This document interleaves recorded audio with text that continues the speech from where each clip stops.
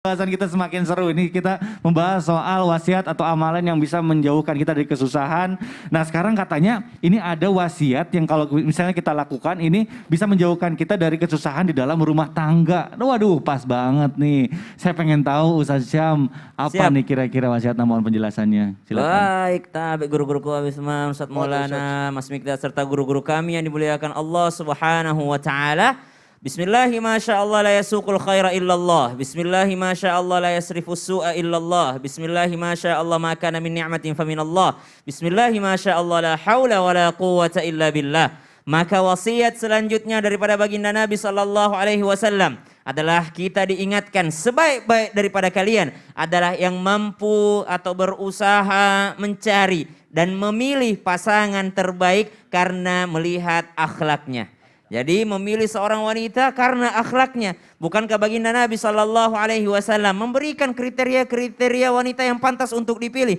Liha karena hartanya. Boleh enggak memilih karena harta? Boleh, silahkan. Nabi bahkan menganjurkan. Walijamaliha karena parasnya. Boleh enggak memilih karena parasnya? Silahkan. Nabi pun memerintahkan. Walinasabiha dan daripada nasabnya. Boleh enggak melihat darah biru keturunannya atau pendidikannya? Silahkan, itu yang baik. Walidiniha dan juga dari agamanya. Fadhfar bidzatiddin. Tapi tiga hal yang awal ini bisa hancur seketika jikalau tidak ada nomor 4 karena agamanya. Karena dia ditaruh di belakang berarti dia adalah penentunya. Andai kata dia punya harta, dia punya paras, dia punya kedudukan, tapi tidak punya agama, maka yang tadi nol semua. Subhanallah. Tapi kalau dia sudah punya agama, maka salah satu saja ditambahkan daripadanya, maka itu akan menjadi yang terbaik. Jadi kalau dikatakan menjauhkan diri daripada kesusahan rumah tangga, maka pilihlah karena agamanya. Agama yang dimaksud bukan berarti dia harus hafal Quran. Agama yang dimaksud bukan berarti dia adalah ahli sedekah. Agama yang dimaksud bukan berarti dia adalah orang yang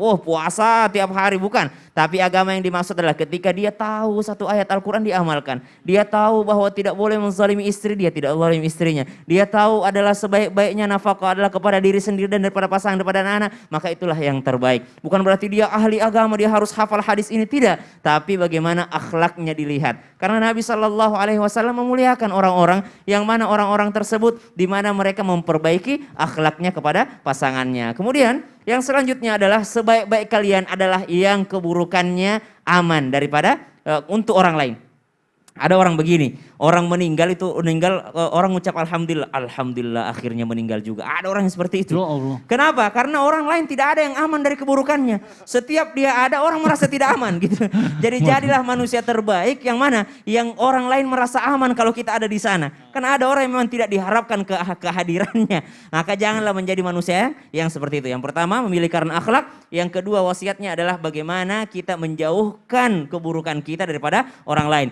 Masing-masing manusia punya sisi buruknya. Namun orang yang berakhlak adalah ketika mereka mampu untuk menahan diri daripada hawa nafsunya, mampu untuk menahan diri daripada keburukannya untuk orang lain. Bukan main bagaimana Allah Subhanahu wa taala memberikan keterangan baik laki-laki ataupun perempuan, mereka adalah orang yang akan dinilai amal salehnya ketika mereka beriman kepada Allah Subhanahu wa taala, baik laki-laki ataupun perempuan. Maka perempuan pun memilih laki-laki tadi karena agamanya. Laki-laki pun memilih wanita karena agamanya. Kenapa memilih karena agama? Karena landasannya adalah Al-Quran. Kira-kira kalau pertengkaran rumah tangga nih nggak kembali ke Al-Quran, mau kembali kemana? Mau kembali kemana kalau nggak kembali ke Al-Quran? Kalau nggak kembali kepada akhlak baginda Nabi SAW, kita mau kembali kemana? Orang Makassar bilang, kau tidak sopan sama saya masih makan kok kasih air. Wah, bagi orang sini justru orang makan dikasih air. Betul. Saya nikah sama orang luar misalnya, saya orang Makassar. Saya kalau tidak kembali ke Al-Quran, saya akan marah kalau Jihan kasih air pada saat saya makan. Padahal menurut dia, orang dikasih air dulu biar nggak keselak. Kalau kita dikasih air berarti kita disuruh berhenti makan. Oh gitu ya, saya jadi tahu. Kenapa? Karena kembali ke adat. Tapi kalau kembali ke Quran, semua aman.